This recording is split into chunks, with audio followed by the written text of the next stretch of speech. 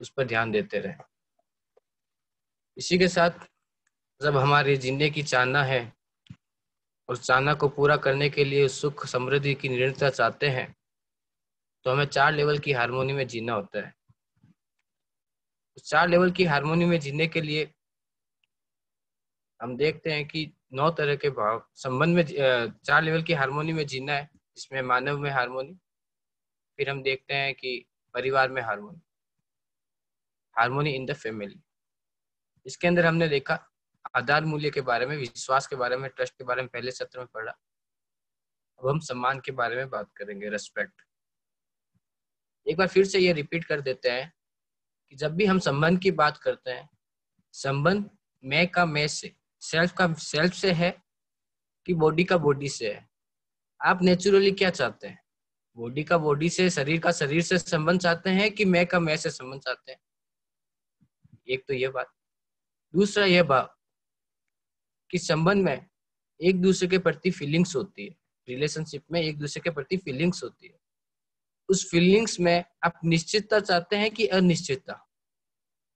कि आज तो वो मेरा सम्मान कर रहा है, शाम तक जाते हुए मेरे बारे में और कुछ सोचने लग गया, कल फिर वापस सम्मान करने लग गया। तो आप देखें कि इस संबंध में, इन फीलिंग्स में आप निश्चितता चाहते हैं कि नहीं चाहते? नेचुरली आपसे पूछे, स्वीकृति आपसे पूछे कि आप क्या चाहते हैं, तो आप चाहते हैं कि निश्चितता। जब आप चाहते हैं निश्चितता, तो ये निश्चितता को पहचाना जा सकता है। इन भावों को पहचानते हुए हम इन भावों को निश्चित कर सकते हैं। जब हम इनको निश्चित करने जाते हैं तो हमें दिखाई देता है कि ये 9 तरह के भाव दिखाई देते हैं। आप सोच रहे होंगे हमारे अंदर इतनी तरह की फीलिंग्स आती है, सिर्फ 9 फीलिंग्स के बारे में ही यहाँ क्यों बात हो रही है?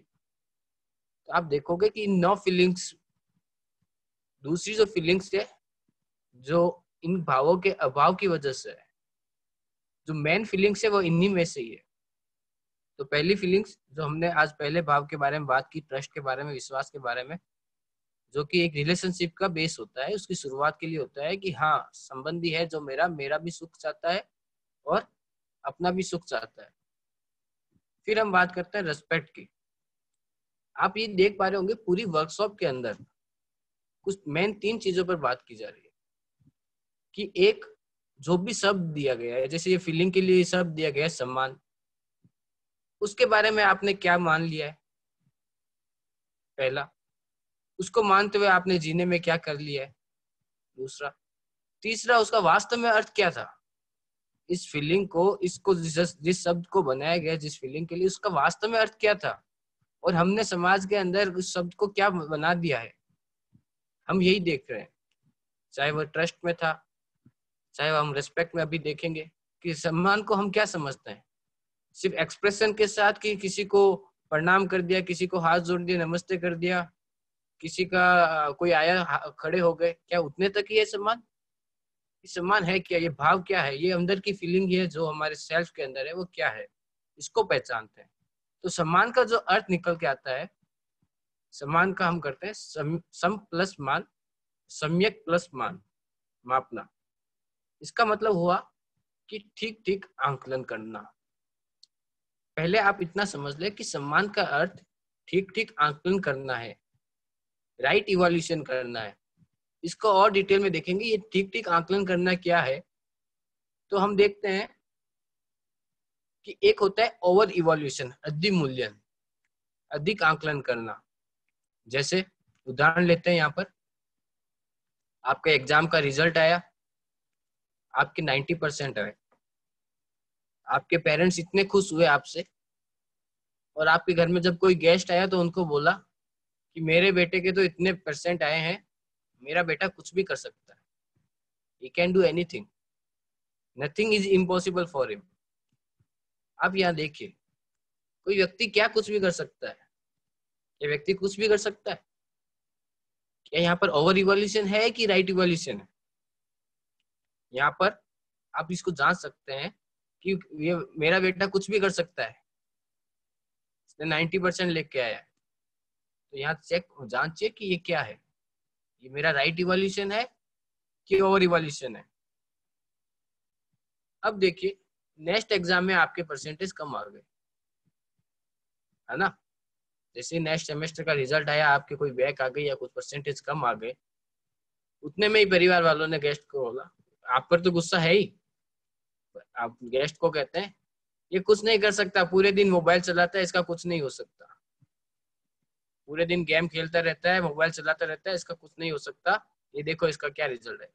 तो आप देखेंगे कि अब उन्होंने क्या किया, जब आपके परसेंटेज अच्छे आए तब तो आप कुछ भी कर सकते थे, कुछ भी कर सकने वाला आपका इवोल्यूशन कर दिया। अब तो आपके परसेंटेज कम आ गए, आप तो कुछ भी कर सकते थे, आपके परसेंटेज कम कैसे आ गए? तो आप देख पाएंगे कि यहाँ पे आपका अवमूल्यांकन हो गया। फिर और आगे देखते हैं, आपका रिजल्ट फिर से बैक आ गया, कुछ और उनको बुरा लग गया और गुस्सा आ गया। अब वो कह रहे ये तो गधा है, ये तो कुछ भी नहीं कर सकता। अब तो आपको मानव श्रेणी से ही बाहर कर दिया है, कुछ अदरवाइज इवैल्यूएशन कर दिया आपका कि आप तो कुछ कर ही नहीं सकते, गधे हैं। जब आपको इस तरीके से अधिमूल्यांकन या अवमूल्यांकन या अवमूल्यन हो रहा है, ये सिर्फ आपके साथ नहीं हो रहा, आप जांच ले क्या आप भी कहीं ना कहीं ऐसा इवैल्यूएट कर रहे हैं कि किसी और के लिए? आप ये ना सोचे कि मेरे पेरेंट्स ही सिर्फ ऐसा इवैल्यूएट कर रहे हैं, आप ये भी जांचे कि क्या आप भी कहीं ना कहीं इसी को नहीं कर रहे। तो ये सब जो अधिमूल्यन, अवमूल्यन और अवमूल्यन है, इस सबको अपमान बोला गया है, डिसरेस्पेक्ट। जब आप कुछ अदरवाइज इवैल्यूएट करते हैं वो अपमान में आता है। इसको जांच सकते हैं आप, अगर आपका मान लो आपके परसेंटेज 80% आया, वहां तो आप चेक कर पाते हैं कि कोई एक्स्ट्रा आपको ऊपर एक्स्ट्रा बोल रहा है और चढ़ा रहा है, तो आप कहोगे कि हाँ ये अधिमूल्यन कर रहा है मेरा। लेकिन आप देखोगे कि आप नॉर्मली भी आपके सराउंडिंग में देखोगे तो अधिमूल्यन अवमूल्यन अवमूल्यन चल रहा है, तो वह डिसरेस्पेक्ट है। तो ये डिसरेस्पेक्ट अपमान का भाव है। तो रेस्पेक्ट को हमने क्या बोला, जो ठीक ठीक आंकलन है, जो आप है वैसा ही आपका आंकलन, जो दूसरा है उसका वैसा ही आंकलन। जो ठीक ठीक आंकलन, राइट इवोल्यूशन जब होता है तब हम उसको सम्मान कहते हैं, है ना। सिर्फ एक्सप्रेशन से या किसी और चीज से हमने सम्मान कर दिया, वो सम्मान नहीं है। अगर आप किसी भी व्यक्ति का, हमारे समाज में, हमारे इस अर्थ पर किसी भी व्यक्ति का आप ठीक ठीक अगर आंकलन कर रहे हैं, इसका मतलब आप उसका रेस्पेक्ट कर रहे हैं, है ना। उसको ठीक ठीक आंकलन को रेस्पेक्ट बोला गया। आंकलन का सही नहीं होना अपमान है। अपने हर आचरण व्यवहार से जांचें कि ये सम्मान है या अपमान। आप खुद देखें कि आप जब भी किसी को कुछ कहते हैं, इवैल्यूएट करते हैं उसका, तो वो इवैल्यूएशन अधिमूल्यांकन है कि अंडर इवैल्यूएशन है, इसको जांच लें। आपके व्यवहार कैसा है, आपका आचरण कैसा है, आप आचरण में जांचे कि मैंने अधिमूल्यांकन किया है कि अवमूल्यांकन किया है, इसको जांच लें। उससे पता चलेगा कि आप कहाँ सम्मान कर रहे हैं, कहाँ अपमान कर रहे हैं। जांचने पर हम पाते हैं कि हमारे अधिकांश व्यवहार में तो 3 तरह के ही अपमान है, 3 तरह का इवोल्यूशन दिखाई देता है, ओवर, अंडर, अदरवाइज। जब ये 3 तरह का इवोल्यूशन हम भी करते हैं तो वो हम किसी और का अपमान कर रहे हैं, है ना। तो इस तरीके की चीज सामने आती है। यहाँ पर एक पोल है, पोल ले लेते हैं।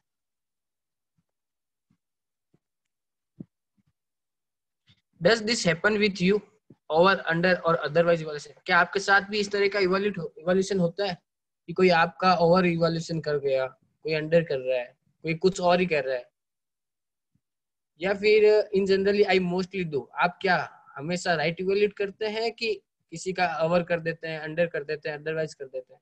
इसको भी जांच लें। इसको अपने अंदर पहचानते हुए देखें कि आप किसी और का इवोल्यूशन कैसे करते हैं। सही सही आंकलन करते हैं कि कुछ और अदरवाइज कर देते हैं, ओवर कर देते हैं। यहाँ पर पोल ले लेते हैं हम, तो हम देख पाते हैं कि 92% पीपल कह रहे हैं कि अभी सराउंडिंग में ज्यादातर यही होता है। 92% स्टूडेंट कह रहे हैं कि अभी सराउंडिंग में यही दिखाई देता है, ओवर, अंडर और अदरवाइज इवोल्यूशन। और अगर हम जनरली, आप क्या करते हैं, 64 स्टूडेंट कहते हैं हम ठीक ठीक आंकलन करते हैं। हाँ, अगर ऐसी बात है तो अच्छी बात है, आप ठीक ठीक आंकलन कर पा रहे हैं, आपके अंदर इतनी योग्यता बन गई है कि आप ठीक ठीक आंकलन कर रहे हैं, तो आपके संबंध भी अच्छे से बने रहेंगे। लेकिन 36% कह रहे हैं कि हम कुछ और कर देते हैं, ओवर कर देते हैं, अंडर कर देते हैं, अदरवाइज। तो इसकी योग्यता हमारे अंदर कैसे आए, इसको भी हम देखेंगे कि हमें ठीक ठीक आकलन करने की योग्यता हमारे अंदर कैसे आए कि हम ठीक ठीक आकलन कर पाए। अब हम देखते हैं कि ठीक ठीक आकलन क्या मुझे दूसरे का ही करना है कि मेरा स्वयं का भी ठीक ठीक आकलन करना है ना। अभी इवोल्यूशन अगर हम सिर्फ दूसरे का ही करते जाएंगे तो हमारा इवोल्यूशन फिर हमें कैसे मालूम चलेगा कि हम क्या है। तो ये जो हमारा इवोल्यूशन करना है, जब हम खुद के लिए सही सही आकलन करते हैं, अगर हम खुद हमारे अंदर इतनी योग्यता आ जाती है कि हम अपना ठीक ठीक आकलन कर लेते हैं, तो हमारे अंदर स्वयं में विश्वास बनता है कि हाँ मुझे पता है मैं कहाँ गलत हूँ। जब आप ठीक ठीक आकलन कर पाते हैं तो आप देख पाते हैं कि मैं कहाँ गलत हूँ, मेरे अंदर क्या क्या कमी है, उसको मैं कैसे सुधारूं। इस तरह से चलता है। जब कोई सामने वाला कहता है कि आपके अंदर ये कमी है, तो आप पहचान पाते हैं कि हाँ मेरे अंदर ये कमी है, तो वहां पर आपके अंदर ये संबंध का भाव बना रहता है। तो ठीक ठीक आकलन, रिस्पेक्ट आपको खुद का भी करना है, स्वयं का भी करना है। जब स्वयं का ठीक ठीक आकलन कर पाते हैं तो स्वयं में विश्वास का बना रहता है। और स्वयं का ठीक ठीक आकलन करने की अगर योग्यता नहीं है और खुद का अधिमूल्यन कर लिया, तो हम ईगो में चले जाते हैं। एक प्रश्न आया था सर कि हम हमारी गलती होते हुए भी हम उसको नहीं मानते हैं क्योंकि हमारा ईगो हर्ट हो जाएगा। तो आप देख सकते हैं कि आपने अपना इवोल्यूशन क्या कर लिया, कि आपने इवोल्यूशन अधिमूल्यन कर लिया, कि आपने अपने आप को सब कुछ मान लिया कि मैं गलती कर ही नहीं सकता, इसलिए उस गलती को छुपाने के लिए आपने अपने ईगो को बनाए रखा कि मैंने गलती नहीं की। तो आप पहचान ले, इसका मतलब अगर आपको ईगो है, अहंकार आ रहा है, मतलब आपने अपना अधिमूल्यन कर लिया है। अगर आप सही सही आकलन करेंगे तो आपको पूरा अपने पर विश्वास होगा, जिसको सेल्फ रेस्पेक्ट भी बोलते हैं, कि अपने पर विश्वास होगा कि मेरी कहाँ गलती है, मैंने गलती की है, तो आप उसको बेहिचक स्वीकार करेंगे कि हाँ मैंने यहाँ गलती की है, मैं इस पर काम करूंगा और इसको सही करूंगा। अदरवाइज अगर आपने कुछ और इवोल्यूट कर लिया, अधिमूल्यन कर लिया, तो आप ईगो में चले जाएंगे। कभी कभार स्टूडेंट एक गलती करने से इतने डिप्रेशन में चले जाते हैं, वो अवमूल्यांकन कर लिया आपने, है ना। जब हम अपना खुद का इवोल्यूट नहीं कर पाते तो हम अपना अवमूल्यन कर देते हैं, और अवमूल्यन करते हैं अवसाद की, स्ट्रेस की, डिप्रेशन की स्थिति में चले जाते हैं। तो आप देखेंगे जब भी आप अधिमूल्यन करते हैं, अवमूल्यन करते हैं, तो ये दोनों चीजें आपके ऊपर हावी हो जाती है, आपके ऊपर प्रभाव डालने लगती है। जब कोई दूसरा आपके ऊपर प्रभाव डालता है तो उसको परतंत्रता कहते हैं। और स्टार्टिंग में सबने आपकी नेचुरल एक्सेप्ट क्या कहती है, कोई दूसरा आपके ऊपर प्रभाव डाले कि आप स्वयं से अपने आप स्वतंत्र रहे। तो हम सब चाहते हैं कि हम स्वतंत्र रहे, और स्वतंत्र कब रहेगा, जब हमें अपने आप का राइट इवेल्युएट कर लेंगे। फिर हमारी स्वयं पर निर्भरता रहेगी, हमें मालूम होगा कि हमें कहाँ क्या करना है ना। राजेश, यहाँ से मैं कंटिन्यू करूँ क्या? जी जी मैम।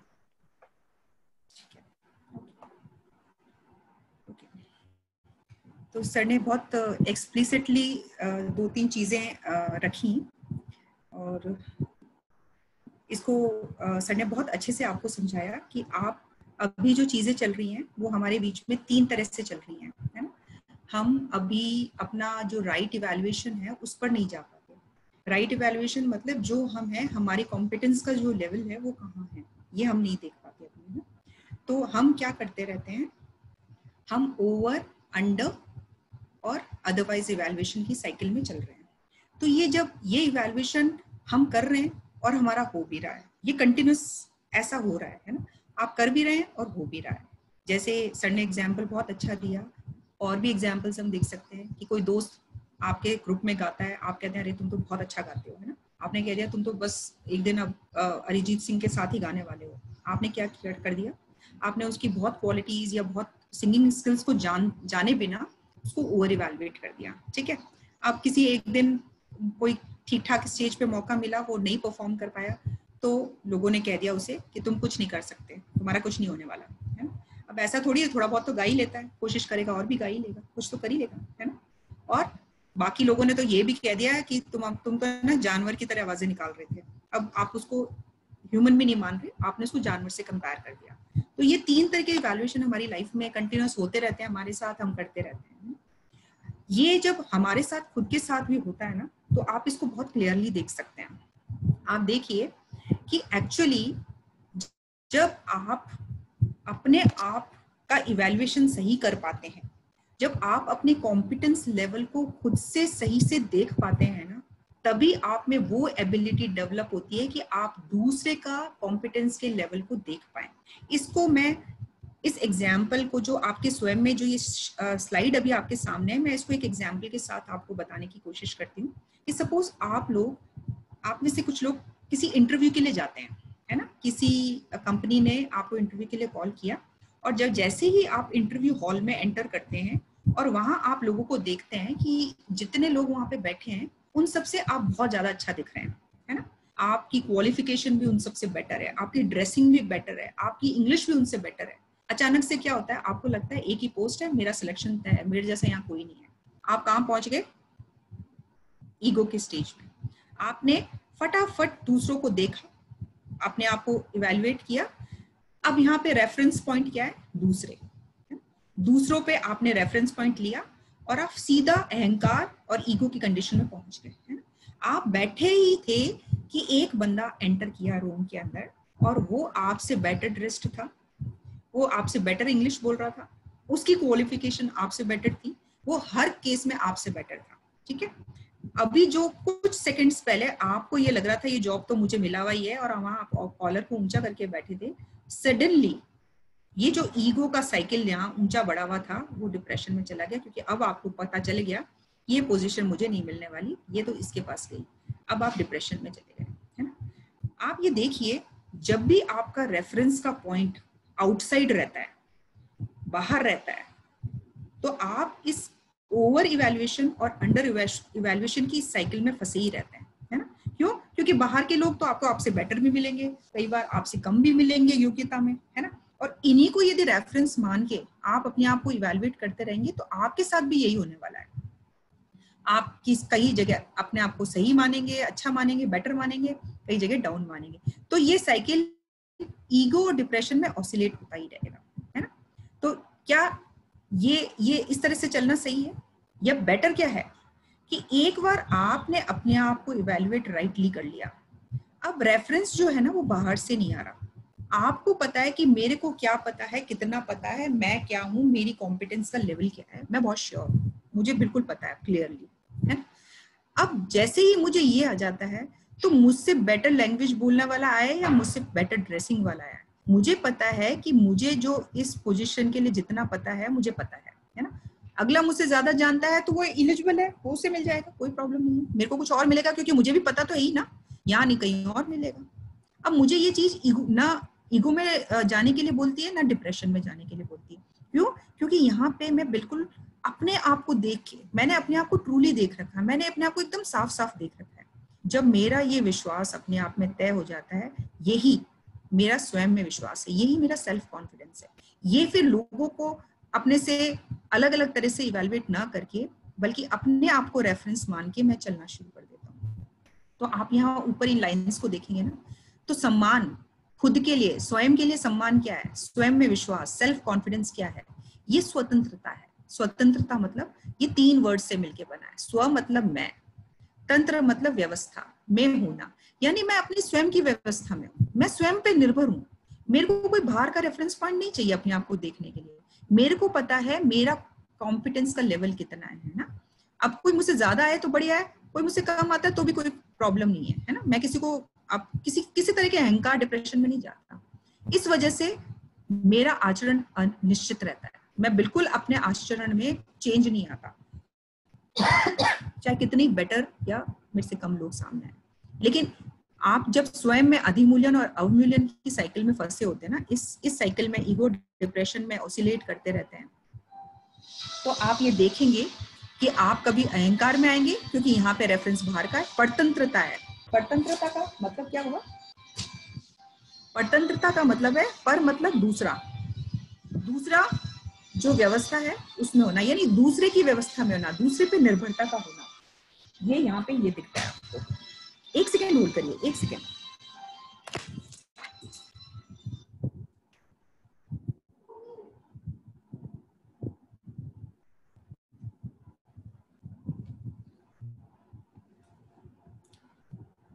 सॉरी, है ना, सॉरी फॉर डिस्टर्बेंस। ठीक है, तो ये आप जब देखते हैं ना, ये परतंत्र है। यहाँ पे आपका जब आपका रेफरेंस पॉइंट दूसरा होगा, दूसरा आपसे बेहतर होगा, दूसरा आपसे कम होगा, रेफरेंस चेंज होता रहेगा, आपका आचरण इसी तरह से कभी अच्छा कभी बुरा होता रहेगा, अनिश्चित रहेगा, है ना। तो ये जब ये आप यहाँ पे बात कर रहे हो, जब आपके खुद के अंदर ये चीज चलती रहती है, आप खुद के ऊपर अपने रिस्पेक्ट को कैसे देखते हो, आपने अपने आप को कहाँ पे रखा है ना।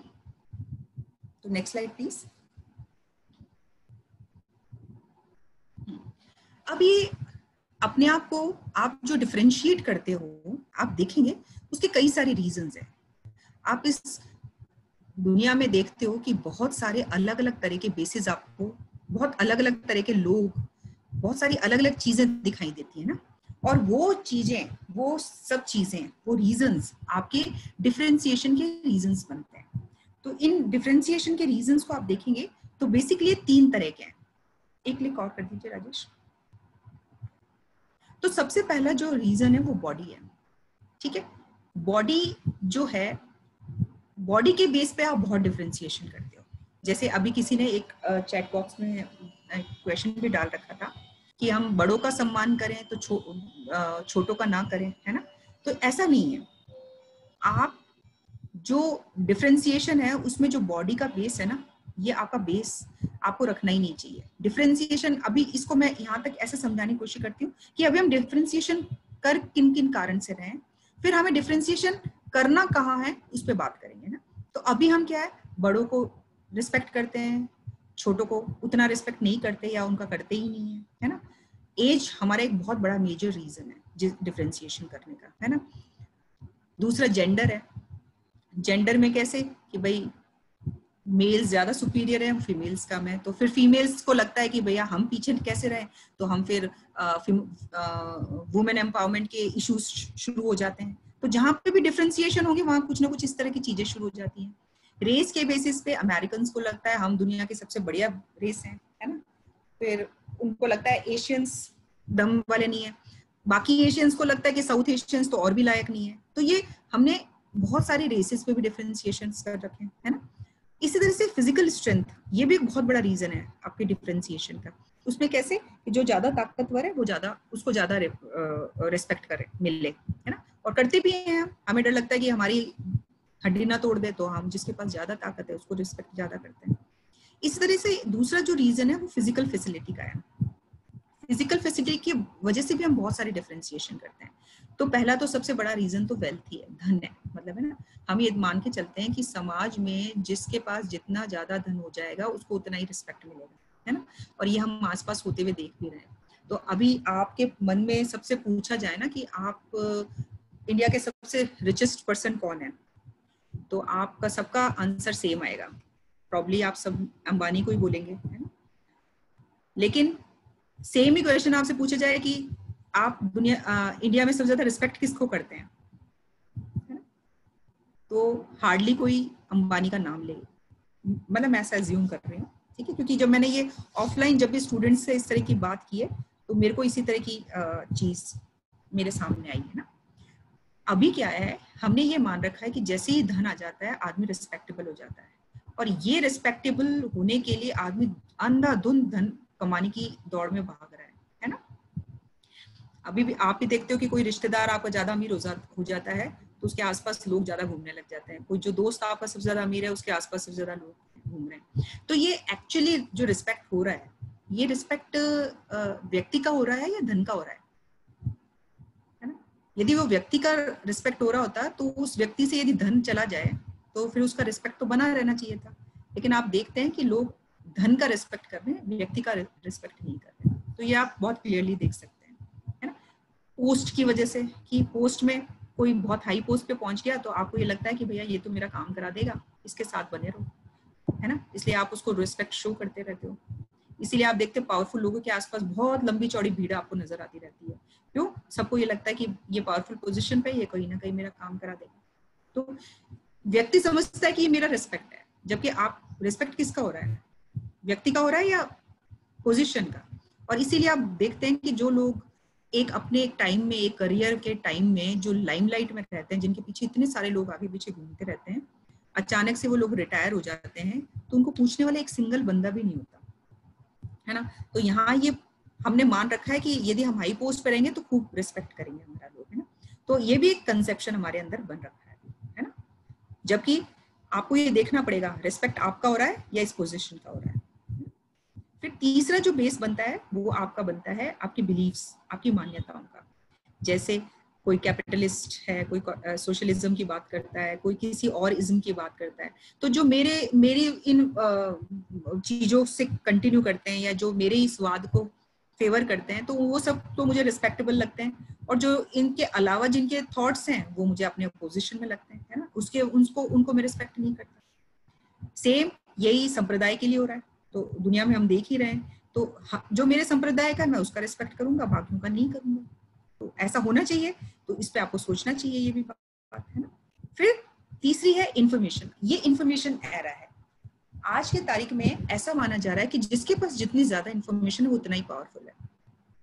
बल्कि आपने यदि न्यूज़पेपर्स वगैरह ठीक से देखे होंगे तो कंपनीज इंफॉर्मेशन के बेसिस पे ही, आप कहाँ कितना हिट कर रहे हो उसके बेसिस पे ही वो आपके एडवर्टीजमेंट्स को शो कर रही हैं। आपकी इंफॉर्मेशन को लेने के लिए कंपनीज कितने तरह की चीजें, कितने तरह के तिकड़मे लगा रही हैं, है ना।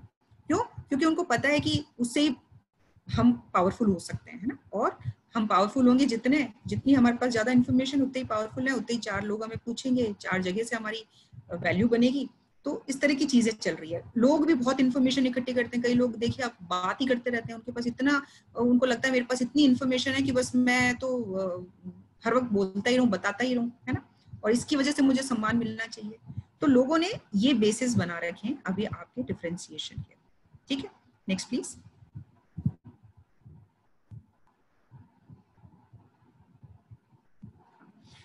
लेकिन हमने ये देखा कि जहां पे भी डिफरेंशिएशन है, डिफरेंशिएशन इक्वल्स टू डिसरिस्पेक्ट। यानी आप यदि भेद कर रहे हो, क्यों? क्योंकि ये भेद तो दुनिया में रहेगा। इस पूरी कायनात में लाखों करोड़ों अरबों तरह की यूनिट्स हैं, है ना। उन यूनिट्स में वैरायटी है, वैरायटी है तो वो डिफरेंट आपको दिखेंगी। कुछ कोई किसी तरह की दिखेगी, कोई कोई कलर दिखेगा, कहीं कुछ दिखेगा, कुछ ना कुछ आपको डिफरेंस दिखता ही रहेगा। और आपको यदि इन फिजिकल चीजों के ऊपर, ये सब फिजिकल जो मटेरियल चीजें हैं, जो आउटर चीजें हैं, उनके हिसाब से यदि आप लोगों में भेद करते रहोगे तो ये भेद डिसरिस्पेक्ट है। ये आपको नेचुरली एक्सेप्टेबल नहीं है। और जो चीज आपको नेचुरली एक्सेप्टेबल नहीं है, जो आपको डिसरिस्पेक्ट रखता है, तो उससे क्या क्रिएट होगा? ओपोजिशन, विरोध। और फिर वो मूवमेंट बनते हैं। जैसे मैंने आपको बोला वुमेन एम्पावरमेंट, जैसे ऐसे मिशन शुरू हो जाते हैं कि जो सबसे कम है उसको एम्पावर करो। इस तरह की कोई ना कोई बात लोगों के दिमाग में चलती रहती है, क्योंकि किसी को भी डिफरेंशिएशन पसंद नहीं है, किसी को भी डिसरिस्पेक्ट पसंद नहीं है। सब इक्वल इक्वल अपने आप को मानते हैं और उनको पता है कि हम इक्वल हैं। तो वो इक्वल क्या लेवल है, अभी हम उस पर बात करेंगे।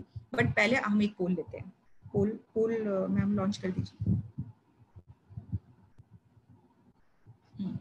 तो will the right evaluation be on the basis of self और बॉडी? तो राइट इवैल्यूएशन जो है वो सेल्फ पे होना चाहिए या बॉडी के बेसिस पे होना चाहिए, आप बताइए। In living, do I generally accept the other as being similar to me और try to solve that I am different from the other? आपको क्या लगता है? एक तीसरा क्वेश्चन आता है, do we treat the subordinate, sweeper, guard, housekeeper with respect? तो हाँ या ना? How do we generally treat a person of other belief system? आप बताइए, आप कैसे ट्रीट करते हैं? डिफरेंशिएट करते हैं या उनको सिमिलर ट्रीट करते हैं? आप अपने ऑनेस्ट रिस्पॉन्सेज यहाँ पे दीजिए।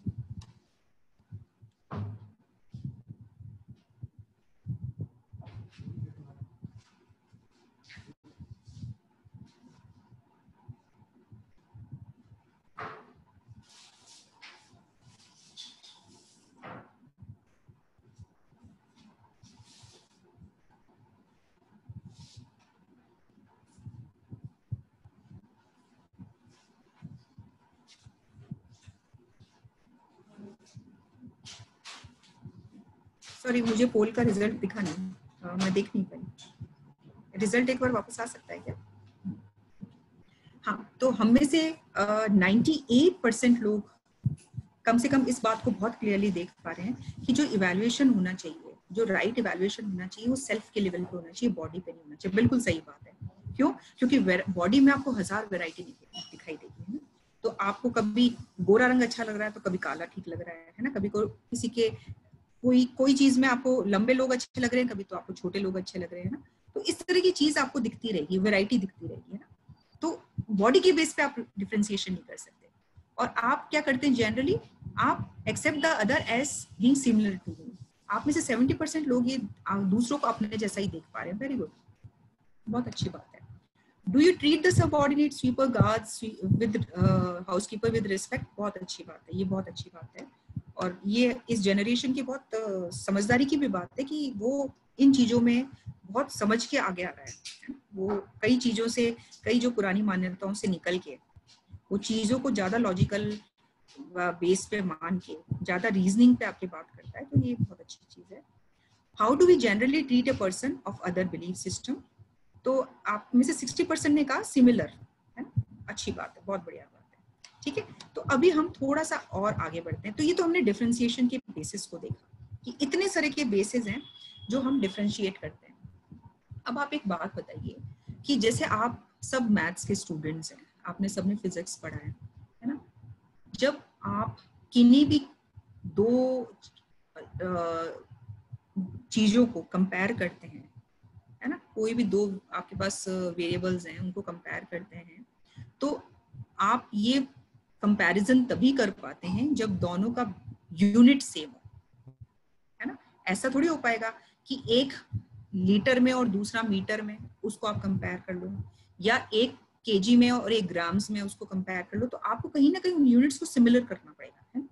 तो हम यदि इंसानों में डिफरेंशिएशन हटा के एक राइट इवैल्यूएशन किसी एक बेसिस पे करना चाहें तो हमें एक सिमिलर बेस चाहिए, है ना। तो आपके इस फर्स्ट क्वेश्चन ने उस सिमिलर बेस को क्लियरली बताया कि वो सिमिलर बेस हर जो इंडिविजुअल है इस अर्थ पे उसमें सेम है। और वो सेम क्या है? वो हमारा सेल्फ है, वो हम सब में सेम है। Next please.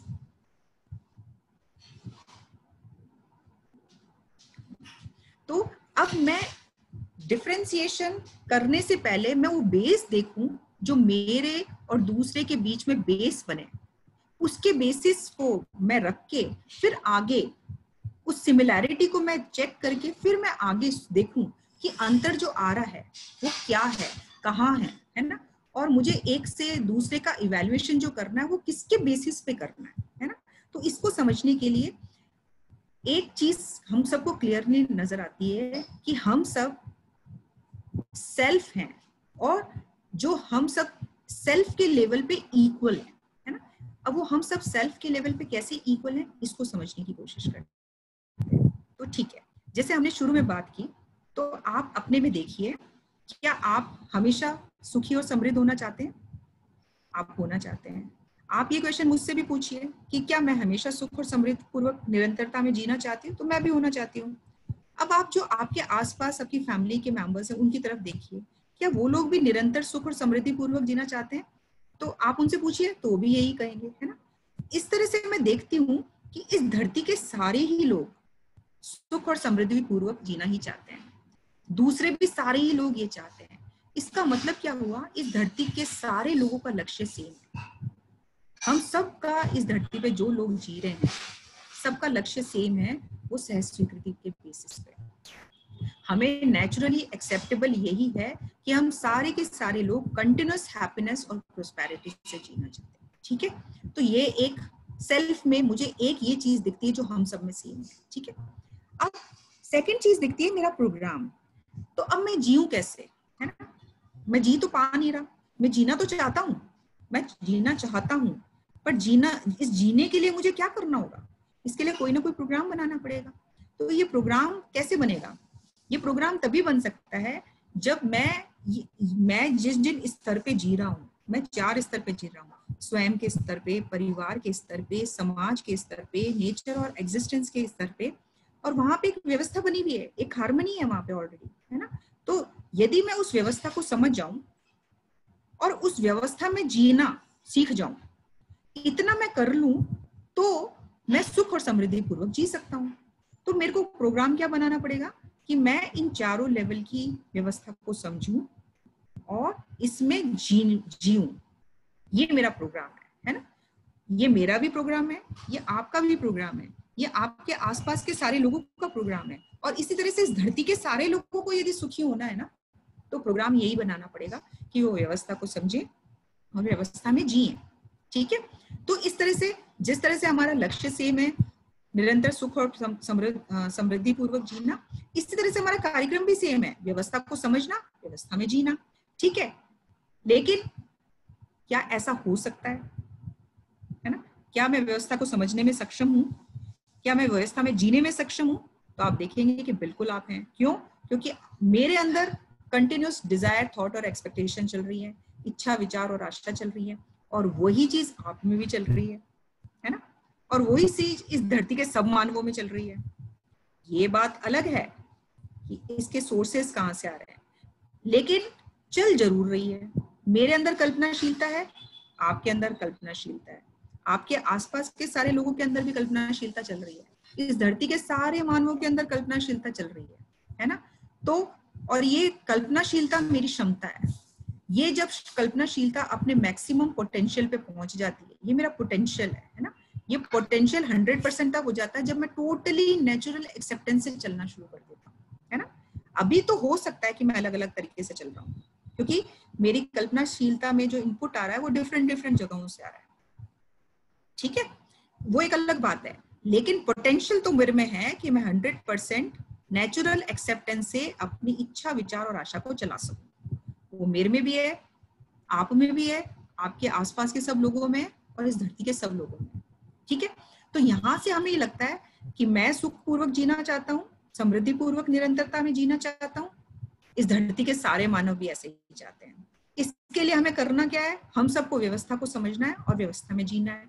और क्या ये हम कर सकते हैं? हम बिल्कुल कर सकते हैं, क्योंकि हम सब में पोटेंशियल है। किसके रूप में है? कल्पनाशीलता के रूप में। क्यों? क्योंकि हम सब में कंटिन्यूअस इच्छा, विचार और आशा चल रही है। ठीक है। तो इस हिसाब से हमारा लक्ष्य सेम है सब मानवों का, हम सबका कार्यक्रम भी सेम है और हम सबकी क्षमताएं भी सेम है। और हम इससे कह सकते हैं कि the other self is similar to me. जो दूसरा सेल्फ है वो बिल्कुल मेरे जैसा ही है, वो ऐसे ही जीना चाहता है। यहाँ पे पोल ले लेते हैं। मैम पोल लॉन्च कर दीजिए।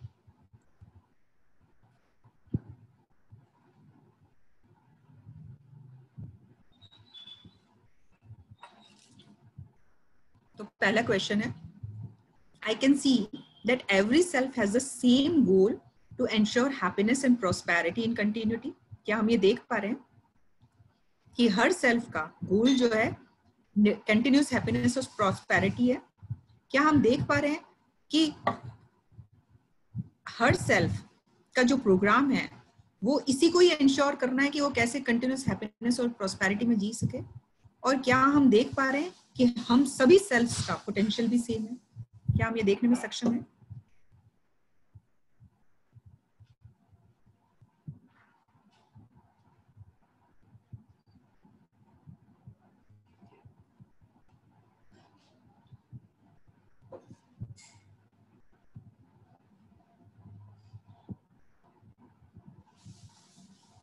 ठीक है।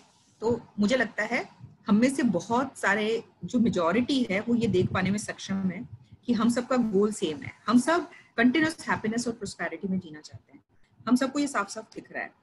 तो और हम सबका प्रोग्राम भी इसके लिए सेम रहेगा, है ना। हम कंटिन्यूस एक प्रोग्राम बनाएं जिससे हम सबका इंश्योर हो जाए कि हम हैप्पीनेस और प्रोस्पेरिटी में रह पाए। और सेम वे हम ये कर सकते हैं, इसके लिए हमारा पोटेंशियल भी सेम है। इस वाले में पोटेंशियल तक आते आते जो परसेंटेज है वो थोड़ा कम हो गया। मैं इसको अभी एक्सप्लेन करती हूँ अपनी नेक्स्ट स्लाइड में कि ये यहाँ पे आपको डाउट क्यों आ रहा है ना। ठीक है, नेक्स्ट करिए स्लाइड।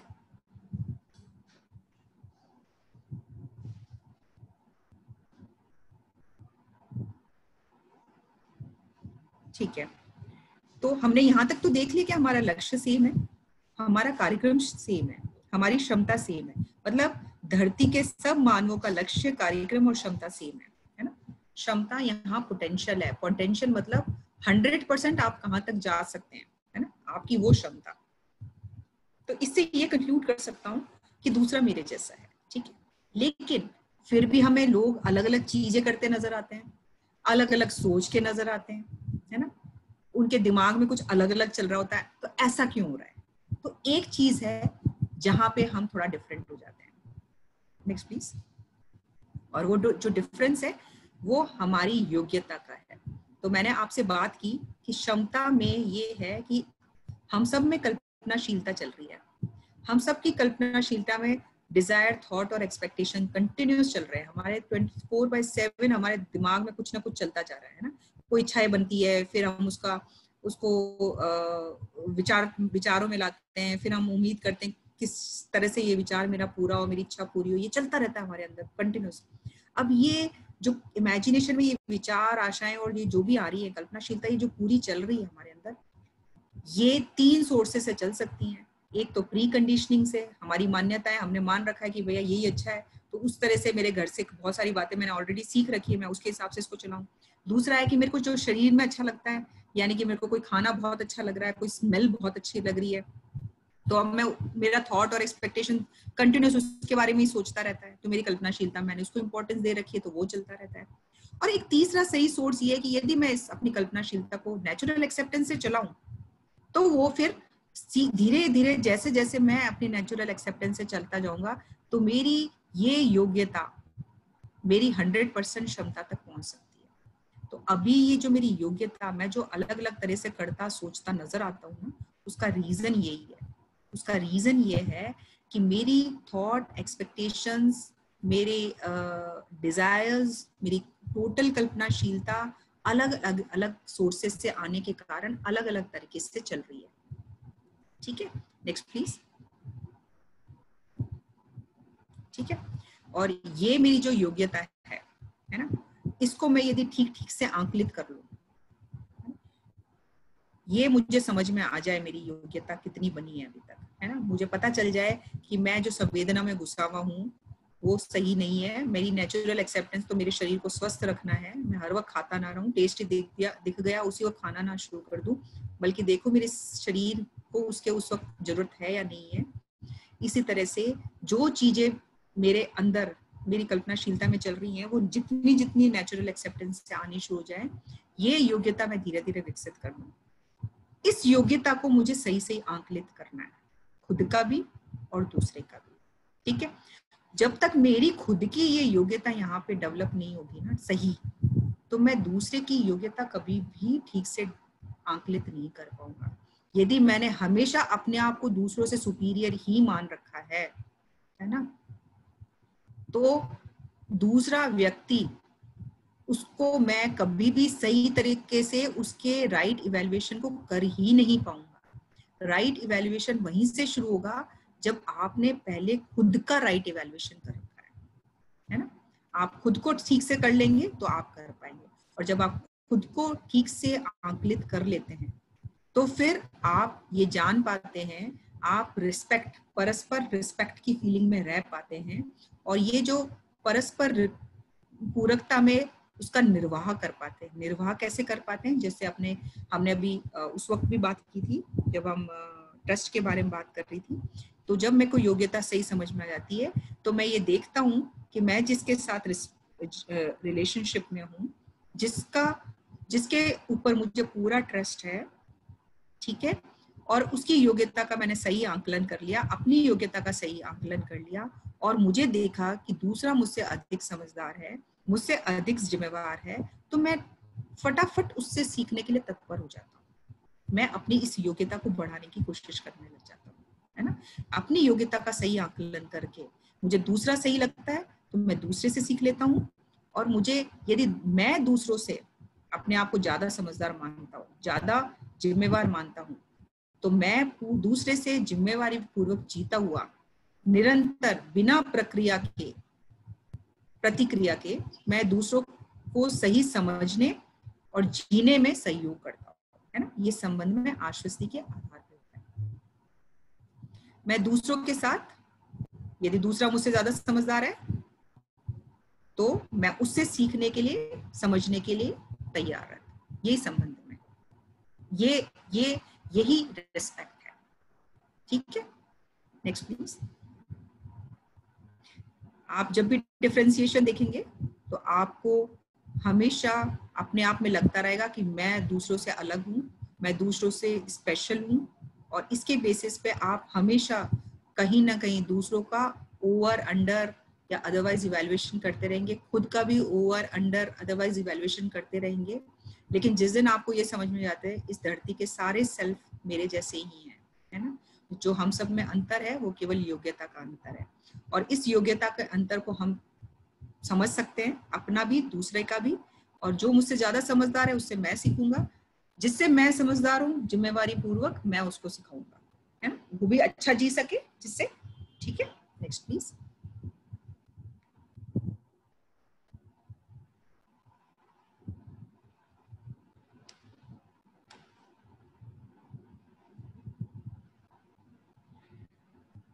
तो आप यहाँ पे जो हम इसको समअप कर रहे हैं अपने सेशन को, तो जो सही सही आंकलन है, जो ठीक ठीक आंकलन है, जो राइट इवैल्यूएशन है, वही सम्मान है।